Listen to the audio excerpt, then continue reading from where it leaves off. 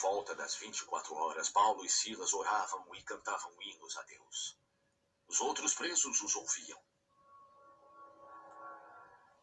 De repente, houve um terremoto tão violento que os alicerces da prisão foram abalados. Imediatamente, todas as portas se abriram e as correntes de todos se soltaram.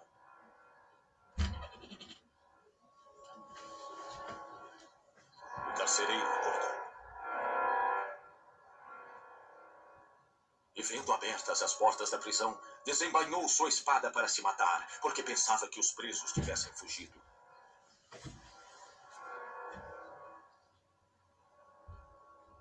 Mas Paulo gritou: "Não faça isso!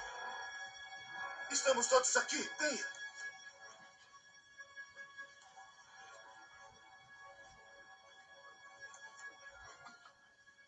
O carcereiro pediu luz, entrou correndo e trêmulo prostrou-se diante de Paulo e Silas.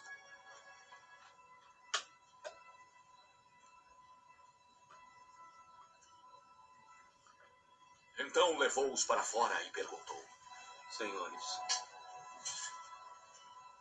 o que devo fazer para ser salvo? Eles responderam: Creia no Senhor Jesus e serão salvos.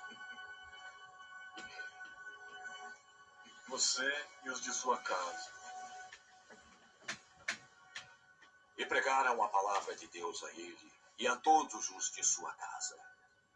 Naquela mesma hora da noite, o carcereiro os tomou e lavou suas feridas. Em seguida, ele e todos os seus familiares foram batizados. Então os levou para sua casa e serviu-lhes uma refeição. Ele alegrou-se muito por haver crido em Deus, ele e sua família.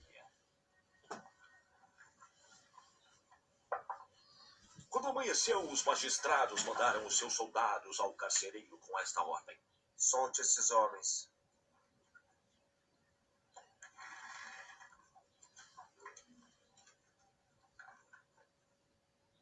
O carcereiro disse a Paulo: Os magistrados deram ordens.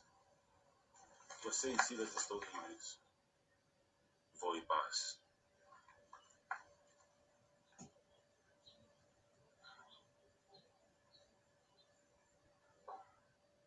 Mas Paulo disse aos soldados: Nos açoitaram publicamente sem processo formal, nós, cidadãos romanos, e nos lançaram na prisão.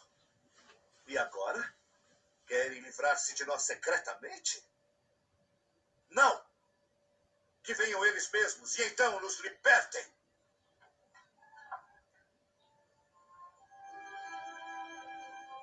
Os soldados relataram isso aos magistrados, os quais, ouvindo que Paulo e Silas eram romanos, ficaram atemorizados. Vieram para se desculpar com eles e, conduzindo-os para fora da prisão, pediram-lhes que saíssem da cidade.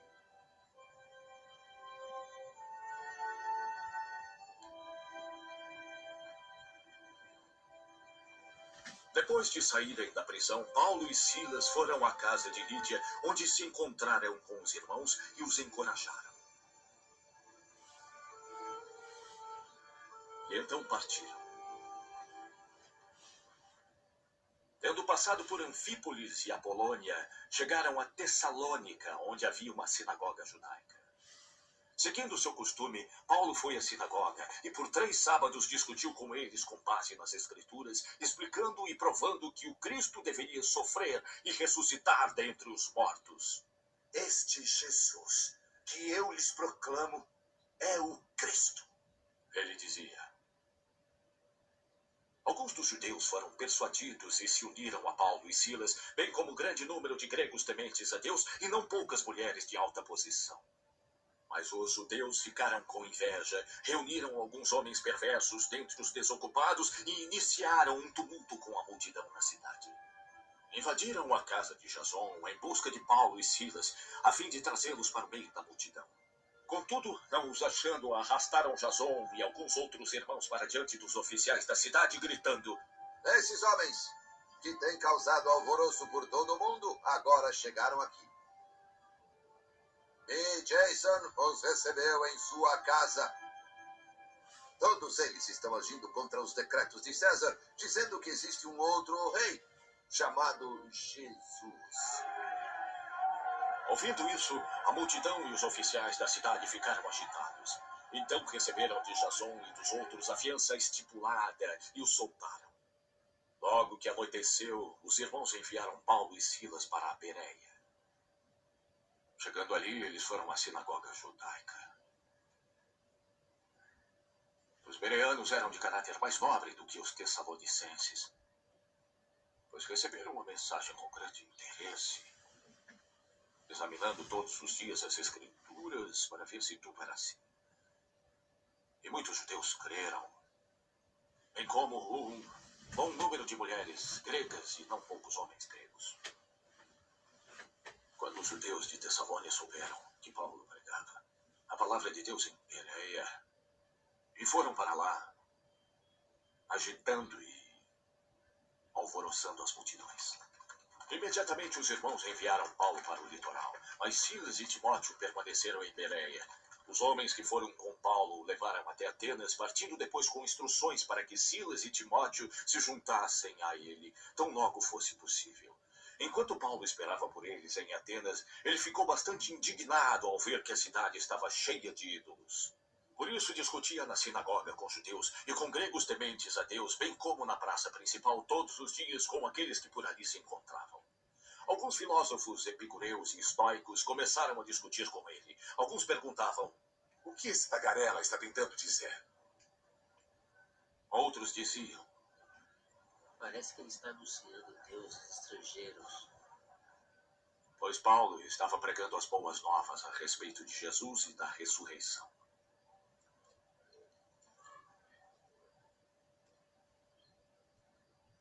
Então o tomaram e o levaram a uma reunião do Areópago, onde lhe perguntaram: podemos saber que novo ensino é esse que está nos anunciando? Você está nos apresentando algumas ideias estranhas e queremos saber o que elas significam.